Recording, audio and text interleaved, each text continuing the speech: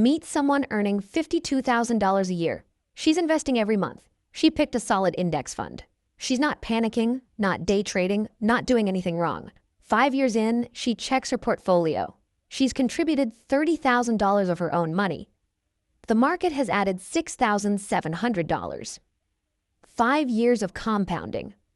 $6,700. This is the part of the compound interest story that nobody shows you.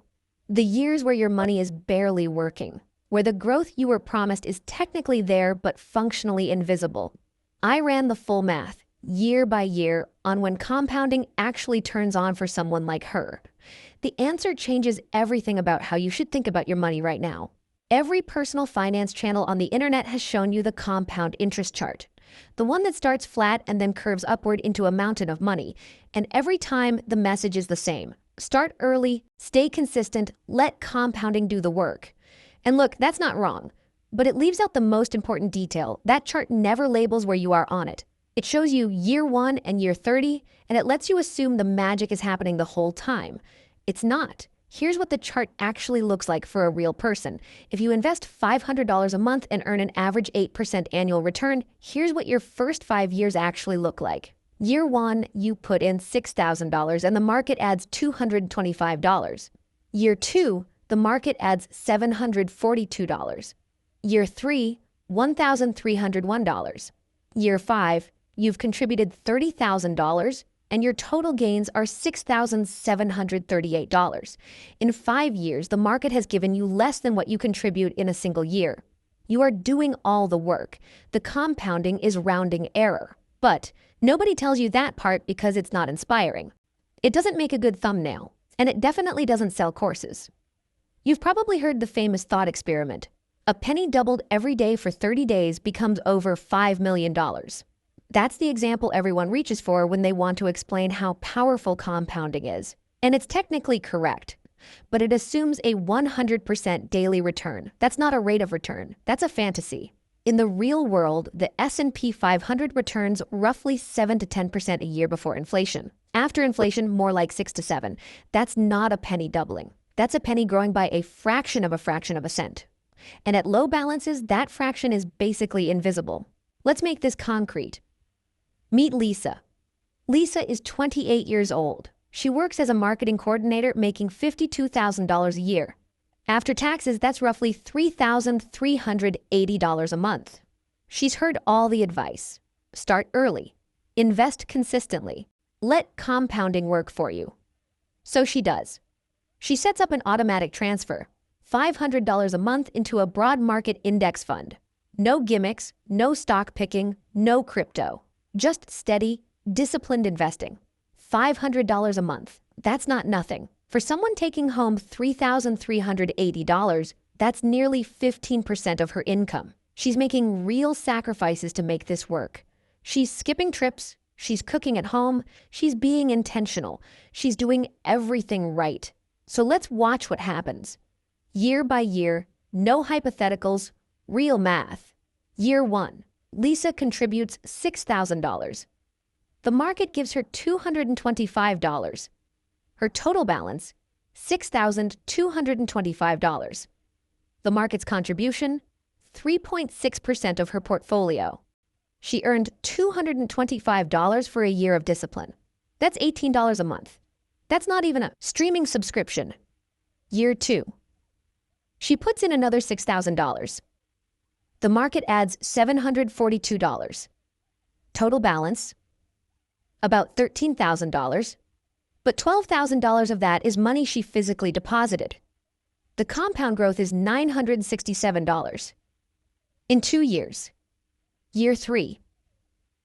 Market adds $1,301. Total gains after 3 years. $2,268. She could have earned that in 2 weeks at her job. This is the part that breaks people. You do everything the experts tell you. You invest consistently for 3 years. And the growth you can show for it is pocket change. Meanwhile, every finance influencer on your feed is posting about how compounding built their wealth. You're not doing anything wrong. The math just isn't doing much for you yet. Year 5. Lisa's portfolio, $36,738. She's put in $30,000. The market has added $6,738.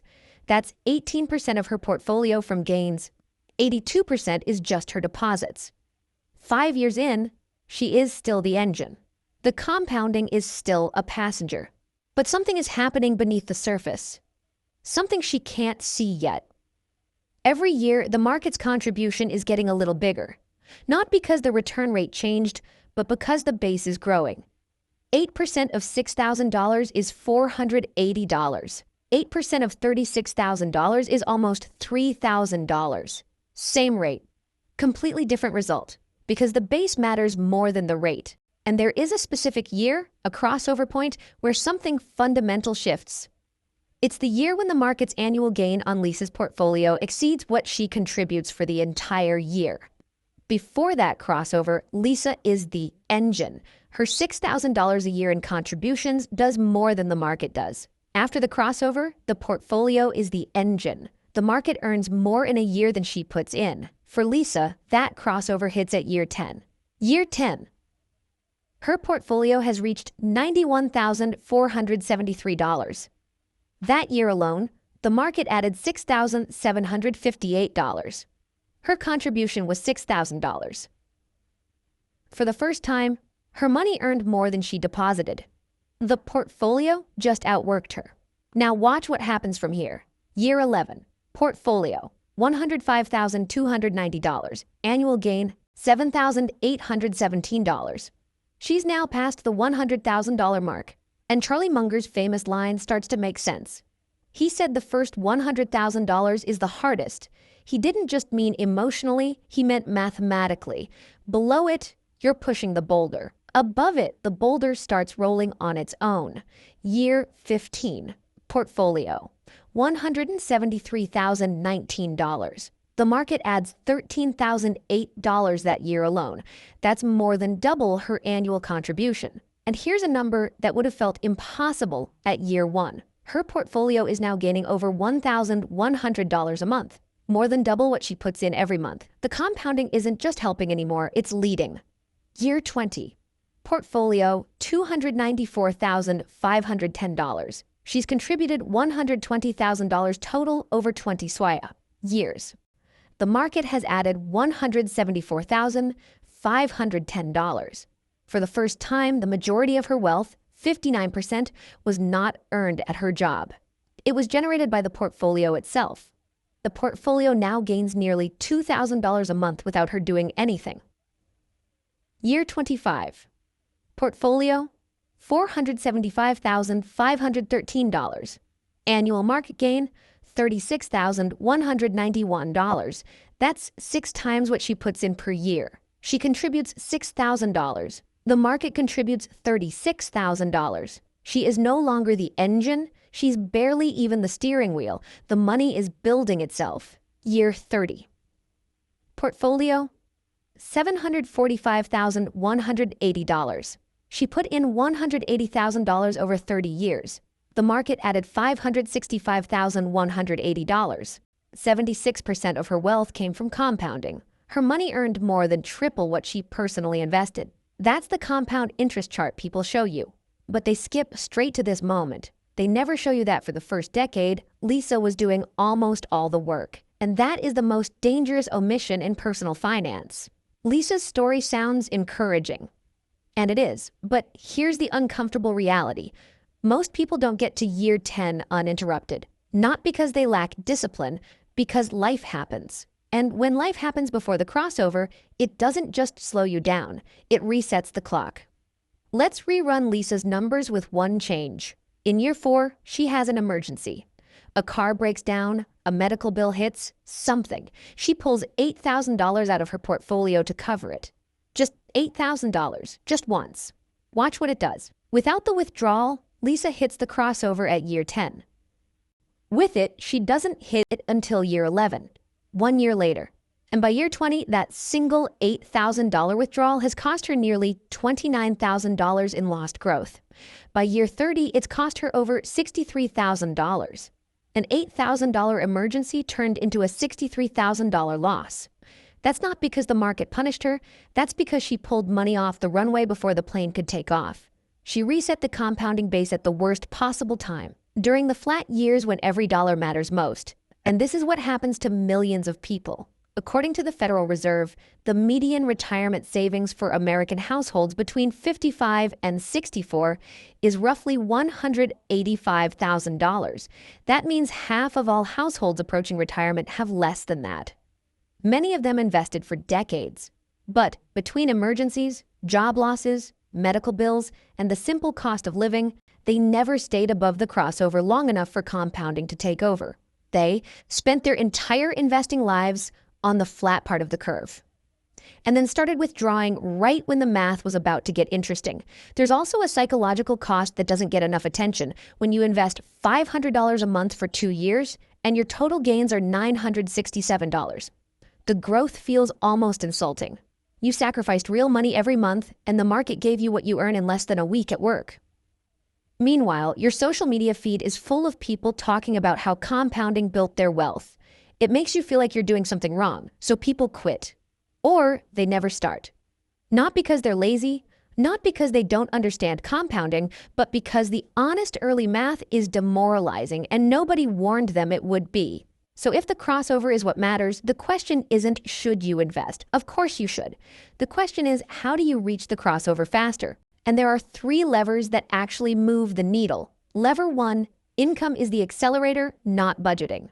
Below the crossover, every extra dollar you earn matters more than every dollar you save. This isn't about hustle culture, it's about math. If Lisa gets a raise, or a better job, or a side income stream, and her contribution goes from $500 a month to $700 a month, watch what happens. At $500 a month, Lisa hits $294,510 by year 20. At $700 a month, she hits $412,314. That's $117,000 more. Not from a better fund, not from timing the market, from $200 a month in extra contributions. That's a modest raise, a freelance project, a skill that made her more valuable. That does more for her trajectory than any budgeting hack ever could. You can't frugal your way across the gap when the gap is 6 figures wide. You have to earn your way across it. Lever 2, protect the base at all costs. We just saw what one $8,000 withdrawal did to Lisa's outcome. $63,000 in lost growth over 30 years. The biggest enemy of early-stage wealth isn't a bad stock pick. It's the emergency that forces you to drain your investment account. This is why an emergency fund isn't just nice to have. It's load-bearing infrastructure. It's the thing that keeps your investment base intact, so compounding has something to work with when you finally cross that line. Every time you drain your investments to zero and start over, you reset the clock. And each reset doesn't cost you months.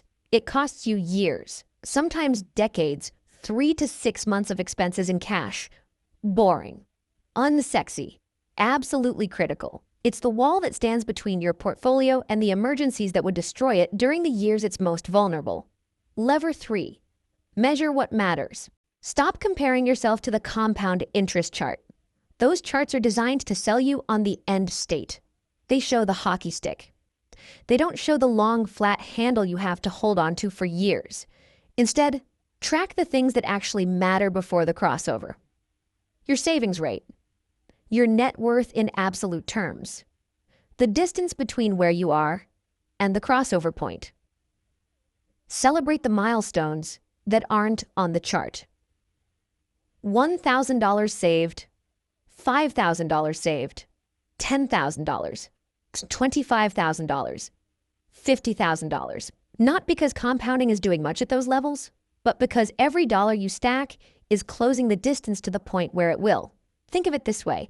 You're building a runway. The plane doesn't take off at the beginning of the runway. It takes off at the end. But every foot of pavement you lay down matters because without the full runway, the plane never leaves the ground. Let's zoom out.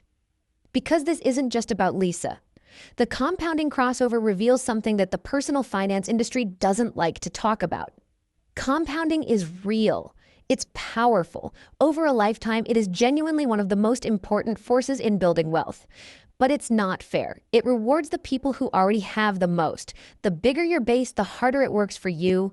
The smaller your base, the more invisible it is. That doesn't mean you shouldn't invest with whatever you have.